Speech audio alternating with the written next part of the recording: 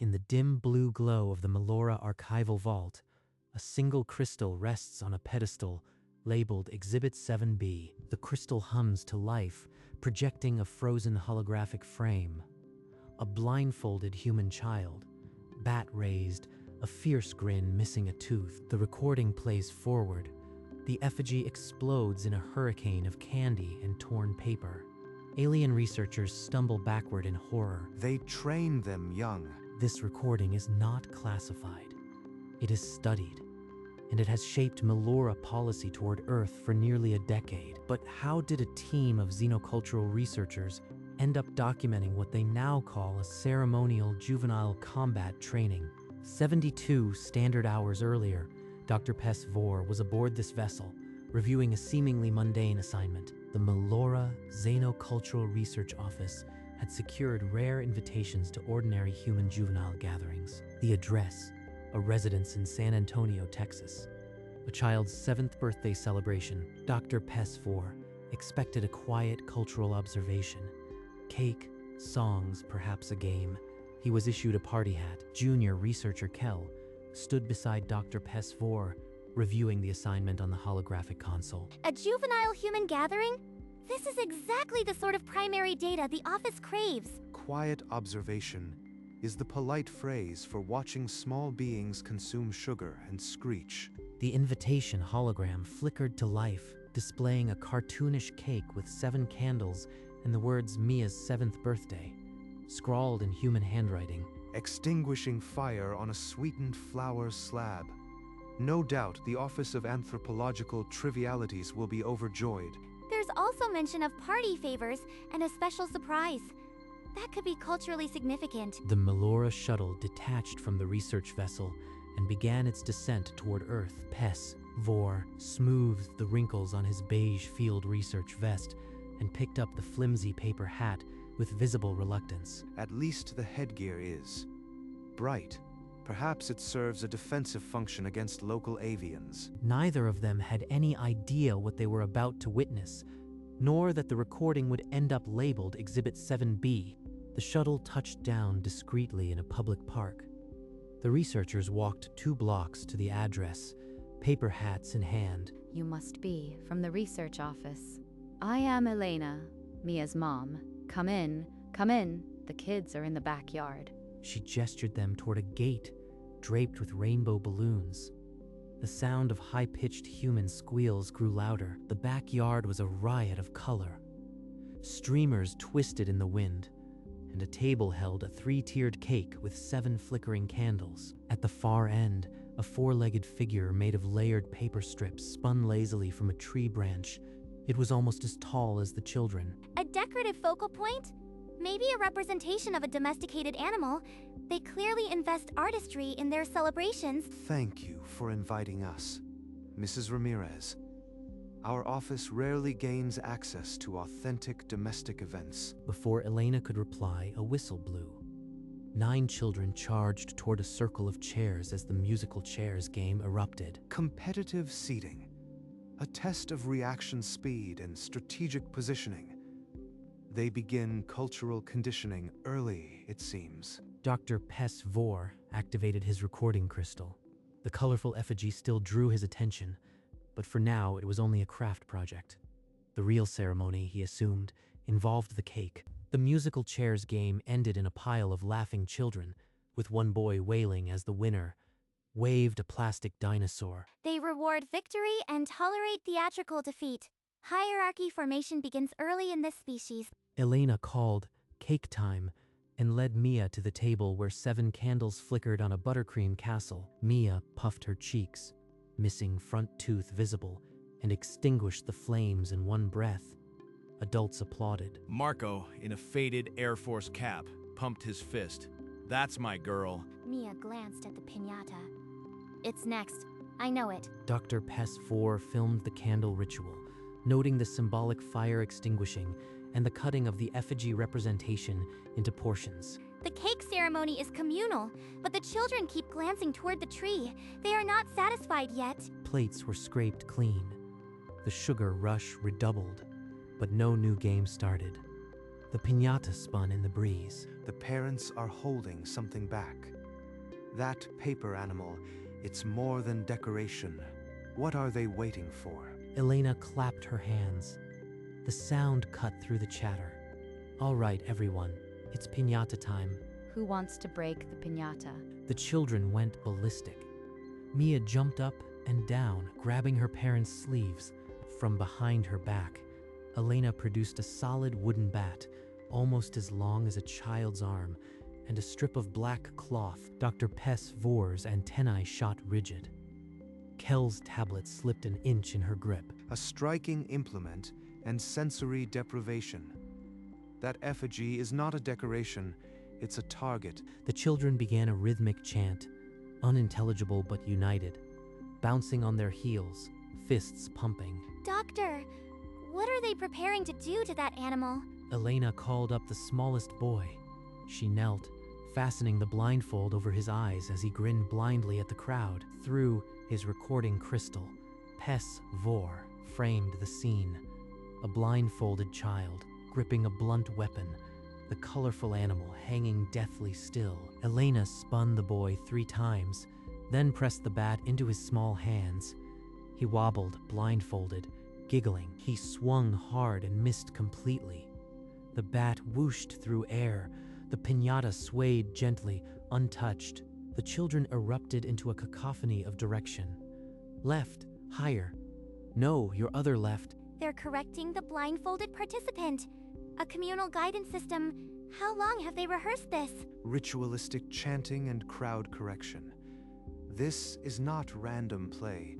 They are being trained to operate as a unit. Another child stepped up, blindfold fast. A clumsy overhead strike clipped the piñata's ear, but no candy fell. The crowd's shouts grew louder, arms waving. The piñata remained intact, but the children's frenzy intensified. They aren't stopping. The objective remains undestroyed, so more combatants are deployed. The smaller children were pulled back. Elena retied the blindfold, this time on a girl who was already bouncing on her toes. Dr. Pess4, I think I see a pattern. The ritual cycles through participants until the target is defeated. Elena knelt in front of Mia, fastening the black cloth tight. The girl's fierce grin widened, missing tooth on full display. Eye of the tiger, Misha. Hit it like the Air Force hits a target. Mia swung blind, her entire body coiling, then unleashing. The bat connected with a sickening thwack. The piñata split along its spine. A thin cascade of brightly wrapped candies trickled out like leaking fluid. The children shrieked in triumph, a primal noise that made Kel's skin prickle. One boy scrambled to grab a fallen piece. The entity is bleeding resources, and the young are rewarded for drawing first blood. A gash now ran from the donkey's shoulder to its belly. More candies pressed against the torn paper, glinting in the sun. It's designed to fracture incrementally. They can gauge the damage visually. This is a graded performance assessment. Elena spun Mia a second time. The girl stumbled, laughing, then steadied the bat like a seasoned batter. They're rotating her again. The ritual demands the participant remain disoriented. This is a test of spatial awareness under duress. Mia's second swing came from below, a brutal uppercut that ripped through the piñata's belly. A torrent of wrapped chocolates and sour chews spilled forth, pattering onto the grass like colorful hail. The children's chanting mutated into raw screaming, 3 dove at once, crawling over each other for the scattered treasure. Kel, note this. They continue the assault even after the first reward. It is a perseverance drill. Kel's tablet trembled in her claws. The bioacoustic readings were spiking into threat response patterns. The donkey's papier-mâché body hung by a tattered spine, intestines of ribbon torn open. Parents laughed. But the researchers heard only the war cries. Each child screamed for blood or candy with equal abandon. They're conditioning for repeated deployment of force. The young don't stop at partial success. They escalate. If this is play, it is indistinguishable from combat rehearsal. Are all human celebrations this? primal. But Mia wasn't finished. She shook off the blindfold slightly and readied her stance for one more swing. Mia tugged the blindfold tight. Settling into a low, planted stance, the wooden bat raised behind her head like a gladiator's sword. One more, sweetie. You've almost got it. Finish him off. Marco held up his phone, recording, his proud grin visible even through the screen. That's my little veteran. Parental reinforcement of the termination protocol. They encourage the young to finish off the weakened target. It is systematic. The remaining children fell silent, their earlier frenzy drained away, eyes locked on the mangled piñata. Even the parents stopped chatting. I've seen warriors assume a combat stance like that before, a killing stroke. She's not playing anymore. The piñata twisted on its rope, a hollow, ruined thing. A few remaining candies rattled inside like loose teeth, the only sound in the sudden hush. This is the final phase. The communal attack culminates in a single champion's decisive blow. Record everything. Mia's grip tightened. She drew a sharp breath, and the entire backyard seemed to hold still. And then she swung. Time stretched. The bat's arc seemed to take an eternity, each inch of motion heavy with consequence. Under the blindfold, Mia's face was calm, the missing tooth grin frozen, as if she already knew the outcome. The piñata twisted slowly, its paper hide fluttering, the last few candies rattling like a death rattle. The young stand motionless. Not a twitch. They have learned to witness the decisive moment in disciplined silence. The bat hummed through the air, a blur of polished wood, sunlight glinting off its surface. My finger trembles on the record button. I must not stop recording. I must not look away. All bio ratings peaked. Whatever is about to happen will be final. Mia's body uncoiled, every muscle committed to the strike, a coordinated violence that spoke of endless rehearsal. The bat reached the end of its arc, inches from the piñata's shattered belly, and for one suspended heartbeat, the world held its breath. The bat struck with the sound of a thunderclap. The piñata detonated. Paper shards and candy burst outward in a screaming blossom of color. Chocolates and sour candies rained down like shrapnel, bouncing off heads, rolling under tables, sparkling in the sun. The children erupted, shrieking, laughing, throwing themselves onto the grass in a writhing pile of grasping hands and bright wrappers. Dr. Pes Vor staggered backward, his recording crystal slipping from nerveless fingers. It struck the grass and kept rolling. The crystal's glow still pulsed, capturing every squeal, every scramble, every piece of torn effigy. They train them young. They've been training since before we arrived. A preschool combat initiation ritual. We are witnessing the birth of a warrior culture. In the center of the chaos, Mia ripped off her blindfold, laughing, candy dust in her hair, her mother hugging her tight. Marco whooped, phone still recording. They're celebrating. The parents celebrate the child's successful kill.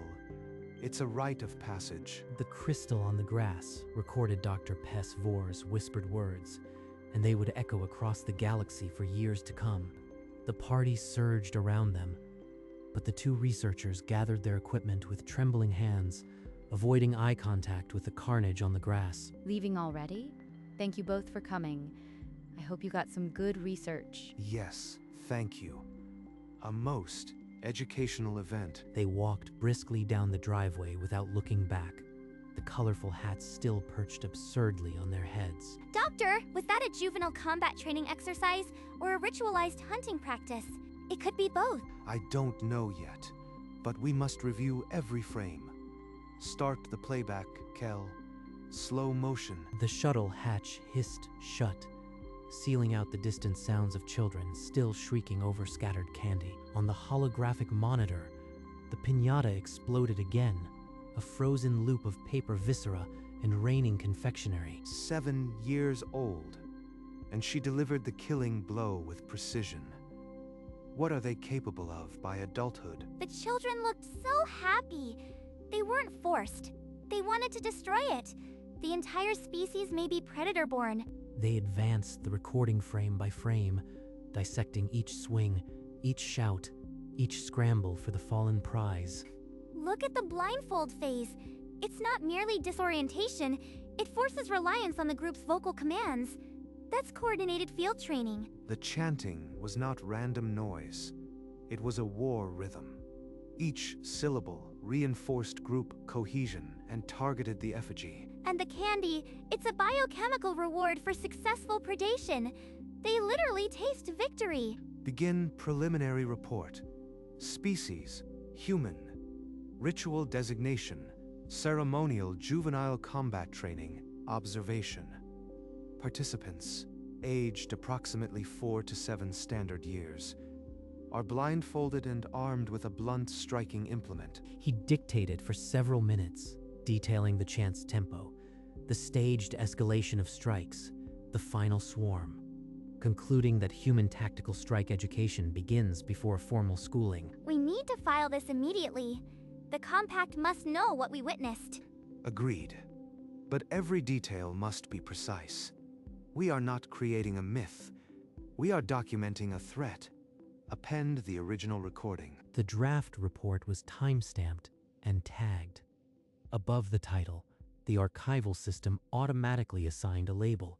Exhibit 7B. Back aboard the research vessel, the raw footage poured into the ship's analysis core, every frame now a piece of evidence. Grip strength readings are off the charts. Juvenile humans exert force comparable to adult Melora, with rotational torque exceeding predicted limits. Biometric overlays lit up the replay. Each swing traced by glowing kinetic arcs, muscles firing in coordinated unison. The spoils were distributed without adult intervention. The children self-organized, a survival protocol drilled into muscle memory. Kell appended a section on parental reinforcement, the mother's encouragement, the father's war cry, the complete absence of fear in any juvenile. Finalize the report title, Observation 7B, Juvenile Combat Training. Forward it to the Melora Compact with highest priority. The complete file, text, biometrics, and the original crystal recording compressed into a data pod and fired across the quantum relay toward Melora Prime. In the Melora Compact's Grand Assembly Hall, a priority chime split the ambient hum, and a new file materialized on the central dais. Dr. Pesfour removed his paper party hat and stared at it as if it were a cursed artifact, then sealed it in a sterile containment bag. The report was live. It could not be recalled, and the galaxy was about to learn what Mia Ramirez did with a wooden bat. The Melora Compact convened an emergency closed session. Council chamber lights dimmed to threat level amber. Dr. Pesfour's report materialized on the central dais, the raw recording attached. Title: Observation 7B, Juvenile Combat Training. Silence held. Then the footage played. The pinata detonating, children screaming, the swarm. A collective gasp rose across the tiered seats. A subcommittee formed immediately. Within 2 hours, an advisory draft glowed on the same dais, words pulsing with urgency. The advisory read, by order of the Melora Compact, all personnel are to avoid unsupervised contact with human juveniles. If encountered, do not challenge. Assume they are armed and combat trained. Retreat immediately. The advisory was stamped with maximum priority, a red halo overriding all civilian alerts, echoing across the Compact's communications network. Copies disseminated to every embassy, merchant vessel, and research outpost within 50 light years of Earth. On the research ship, Dr. Pesfour watched the advisory appear on his personal screen. He did not speak. His antennae lay flat. The galaxy now had its warning, and it all traced back to a 7-year-old girl with a party bat and a missing tooth. A week later, in San Antonio, the Ramirez home showed no sign of the cosmic alarm it had just triggered. Elena, did you see the garage? I can't find my toolbox. Check under the workbench. I think Mia was using a hammer for some project earlier. It was a really cool rock. I wanted to see inside, but that piñata was even cooler. I wonder when I can do that again. A family calendar hung by the fridge. Next month's page showed a cartoon dinosaur and the scribbled words, Lucas's 5th birthday. Just below it, a sticky note fluttered. It read, Pinata for Lucas's party, in Elena's handwriting. Mom, can I be the one to break it at Lucas's party? I have the most experience now. We'll see, mija. We'll see. You already planning the next offensive, pequeña soldado? The next afternoon, Mia stood at the fridge, staring at the sticky note as if it were a treasure map. Mom, the candy ratio at my party was totally unfair. If Lucas gets a piñata, I can have another chance to break it. You just want to hit it again, don't you? Fine, we'll have one. But you have to let Lucas try first. You are gonna break the next one even faster, mija. I am calling it now, one swing, maybe 2 tops. One swing! I can do one swing! I'm gonna practice every day. Minutes later, Mia was in the backyard, a fallen branch in her hands. She sighted an invisible piñata and swung. The stick whistled through the air. Again and again, she refined her arc, adjusting her grip until her hands stung. The candy will fly twice as far this time. I am gonna be the fastest piñata breaker in the whole state. Marco watched from the kitchen window, sipping coffee, not at all worried about little soldiers learning to swing sticks. Batting cleanup at 5. That's my kid. Lucas's 5th birthday party erupted in superhero colors. Capes, shields, and a brand new piñata, dressed like a masked crime fighter, hung from the familiar tree. I am going to beat the bad guy. Elena blindfolded him, spun him twice, and sent him swinging. The bat whooshed through empty air, missing by a mile. The children groaned. My turn! She planted her feet, drew back the bat, and swung with the confidence of a home run king. The piñata detonated instantly. Candy geysered out, a sweet explosion that sent children scrambling. Lucas forgot his cape and dove headfirst into the scrum, clutching chocolates to his chest alongside a dozen others. That's my little veterans. One swing, no mercy. Mia, you were supposed to let him try. Next time we'll need a backup piñata. Backup piñata? I like that idea. 6 years later, on the Melora homeworld, the Cultural Integration Board convened to review Earth's successful aggression regulation methods. In the Grand Chamber, a junior commissioner displayed the infamous Exhibit 7B footage and argued that the piñata ritual could teach Melora children resilience. Dr. Pes4, now a weary gray-scaled expert, watched from his cluttered office as a priority order flashed on his screen. Trial authorized. You will oversee. They want to replicate the chaos of a human child's birthday? They have no conception of what that means. Within a cycle, a geometrically perfect piñata, all right angles and muted colors, hung from a sterilized metal branch in Harmony Park. 6 young Melora, dressed in identical tunics, lined up with the stillness of gas molecules in a vacuum. A small Melora boy was handed a mathematically balanced bat. He held it like a laboratory tool, staring up at the piñata with baffled obedience. No chanting, no swarming. Their heart rates are perfectly flat. This is already a failed replication. Proceed with the first strike. Record everything, even the silence. That may be the most telling part. The trial was about to begin, and Dr. Pes4 felt the same cold anticipation he'd felt only once before. When a 7-year-old girl first stepped up to a donkey piñata, the Melora boy raised the bat like a scalpel and tapped the piñata with a polite thwip. The effigy barely stirred. An adult modeled a harder swing. The child repeated the movement with mechanical precision, but the piñata only swayed. After many gentle blows, the rope snapped. The piñata thumped onto the grass, splitting open. Candy rolled out in a neat pile. The children stared. One crouched, picked up a piece, examined it, and politely offered it to the nearest adult. No swarm, no war cry. They lack the spark, the wild joy of destruction that makes the ritual work. It's not the candy they want, it's the breaking. Our children don't hunger for it. Dr. Pes4 dictated his note. Cannot replicate. Humans possess a unique catalytic aggression. The piñata ritual remains incomprehensible. He signed the report with a weary sigh. The advisory stands. Do not engage with Earth's children. The trial was terminated.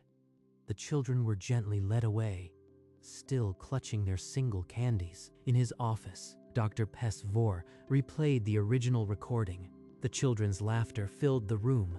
Some things were simply human. Years later, a framed photograph stood on Dr. Pesvor's desk, a gift from Elena Ramirez, showing Mia grinning with her bat in the confetti aftermath. He often watched the recording, no longer with horror, but with a kind of bewildered fondness.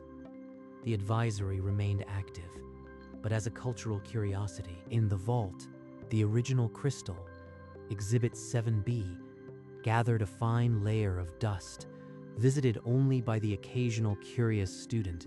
A few adventurous Melora hung decorative piñatas at juvenile gatherings, colorful shapes that no child was ever allowed to strike. Kel, now a senior lecturer, used the recording in her xenocultural seminars as a cautionary tale about jumping to conclusions. The students always laughed at the footage, until she reminded them that the advisory was still in effect.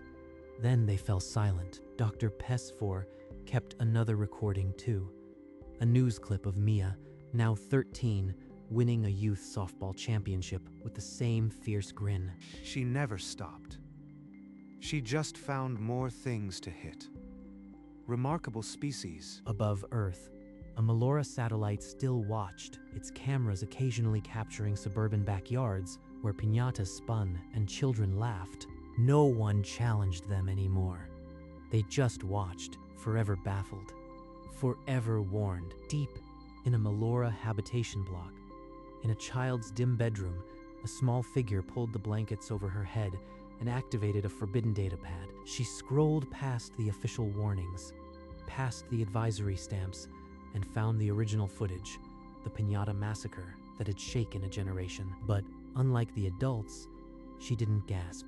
She leaned closer, eyes bright, as if watching a dream. They hit it until it breaks.